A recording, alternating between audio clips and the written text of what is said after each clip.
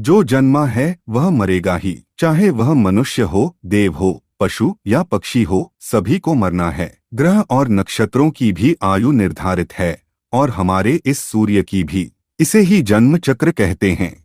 जन्म मरण के इस चक्र में व्यक्ति अपने कर्मों और चित्त की दशा अनुसार नीचे की योनियों से ऊपर की योनियों में गति करता है और पुनः नीचे गिरने लगता है।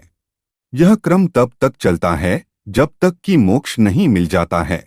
मित्रों, गरुड़ पुराण के अनुसार अगर किसी व्यक्ति की मृत्यु हो जाती है तो उसके शव को अकेले नहीं छोड़ना चाहिए। आखिर इसके पीछे का रहस्य क्या है? आज हम इसी पहलू से संबंधित गूढ़ तथ्यों को जानने का प्रयास करते हैं। नमस्कार दोस्तों, आप सभी का एक बार फिर से दैविक शक्तियां चैनल पर स्वागत है। हमारे चैनल से जुड़े रहने के लिए आप सभी का बहुत बहुत धन्यवाद। मित्रों, अगर किसी व्यक्ति की मृत्यु सूर्यास्त के बाद हुई है तो गरुड़ पुराण के अनुसार शव को जलाया नहीं जा सकता है। इस दौरान शव को रात भर घर में ही रखा जाता है और किसी न किसी को शव के पास रात भर जग कर रहना होता है। उसका दाह संस्कार अगले दिन किया जाता है, क्योंकि रात्रि के समय किसी भी व्यक्ति का दाह संस्कार करने से उस व्यक्ति को अधोगति प्राप्त होती है और उसे मुक्ति नहीं मिलती है। ऐसी आत्मा असुर, दानव अथवा पिशाच की योनियों में जन्म लेते हैं। या फिर किसी व्यक्ति की मृत्यु पंचक काल में हुई है तो पंचक काल में शव को नहीं जलाया जाता है। जब तक पंचक काल समाप्त नहीं हो जाता तब तक शव को घर में ही रखा जाता है और किसी न किसी को शव के पास रहना होता है। यदि पंचक में किसी की मृत्यु हो और उसका अंतिम संस्कार पंचक काल में ही कर दिया जाता है तो उसके साथ उसी के कुल खानदान में 5 अन्य लोगों की मौत भी हो जाती है। इसी डर के कारण पंचक काल के खत्म होने का इंतजार किया जाता है। गरुड़ पुराण सहित कई धार्मिक ग्रंथों में इसका उल्लेख मिलता है, परंतु आप बिल्कुल चिंता न करें। वेद पुराणों में इसका हल बताया गया है। इसके लिए मृतक के साथ आटे, बेसन या कुश से बने 5 पुतले अर्थी पर रखकर इन 5 का भी शव की तरह पूर्ण विधि विधान से अंतिम संस्कार किया जाता है। ऐसा करने से पंचक दोष समाप्त हो जाता है। परंतु शव को अकेले छोड़ने से क्या होता है? आखिर शव को अकेले क्यों नहीं छोड़ना चाहिए? आइए इसे जानते हैं। मित्रों, अगर शव को अकेला छोड़ दिया जाए तो उसके आसपास लाल चींटियां या अन्य कोई नरभक्षी रेंगने वाला प्राणी या पशु आकर शव को खा सकता है। इसीलिए वहां कोई ना कोई व्यक्ति बैठकर शव की रखवाली करता है।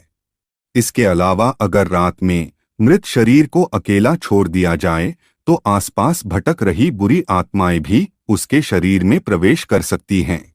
अगर यह बुरी आत्माएं मृत व्यक्ति के शरीर में प्रवेश कर जाएं तो इससे मृतक के साथ साथ परिवार को भी भारी संकट का सामना करना पड़ सकता है। शव को इसलिए भी अकेला नहीं छोड़ा जाता क्योंकि मृतक की आत्मा वहीं पर रहती है। जब तक उसका शरीर जल नहीं जाता तब तक उसका उस शरीर से किसी न किसी रूप में जुड़ाव रहता है। साथ ही वह अपने परिजनों को भी देखता है। अकेला छोड़ दिए जाने से उसका मन और भी ज्यादा दुखी हो जाता है। हालांकि अधिकतर लोग गहरी नींद में चले जाते हैं। बहुत ज्यादा स्मृतिवान या चेतनावान ही जान पाते हैं कि मैं मर चुका हूँ। यह भी माना जाता है कि यदि ज्यादा समय हो जाए तो शव से निकलने वाली गंध के चलते कई तरह के बैक्टीरिया भी पनपने लगते हैं और मक्खियां भी भिनभिनाने लगती है। इसीलिए वहां इस दौरान अगरबत्ती की सुगंध और दीपक भी जलाया जाता है।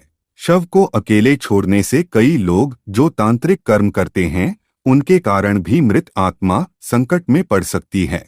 इसीलिए भी कोई ना कोई शव की रखवाली करता रहता है।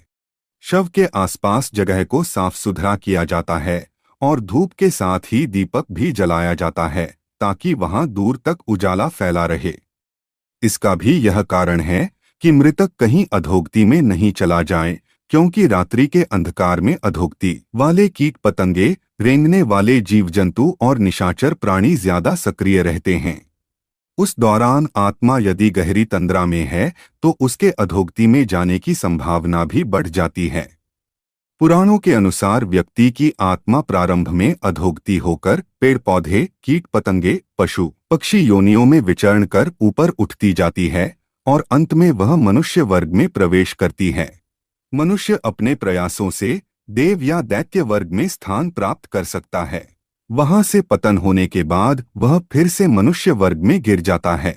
यदि आपने अपने कर्मों से मनुष्य की चेतना के स्तर से खुद को नीचे गिरा लिया है तो आप फिर से किसी पक्षी या पशु की योनि में चले जाएंगे। यह क्रम चलता रहता है, अर्थात व्यक्ति नीचे गिरता या कर्मों से ऊपर उठता चला जाता है। उपनिषदों के अनुसार एक क्षण के कई भाग कर दीजिए, उससे भी कम समय में आत्मा एक शरीर छोड़ तुरंत दूसरे शरीर को धारण कर लेता है। यह सबसे कम समयावधि है। सबसे ज्यादा समयावधि है 30 सेकंड। परंतु पुराणों के अनुसार यह समय लंबा हो सकता है, 3 दिन, 13 दिन, सवा माह या सवा साल। इतने दिन में जो आत्मा नया शरीर धारण नहीं कर पाती है वह मुक्ति हेतु धरती पर ही भटकती है, या फिर स्वर्गलोक चली जाती है या पितृलोक चली जाती है, नहीं तो अधोलोक में गिरकर समय गुजारती है। तो मित्रों, आज के लिए इतना ही। फिर मिलते हैं एक नए वीडियो के साथ।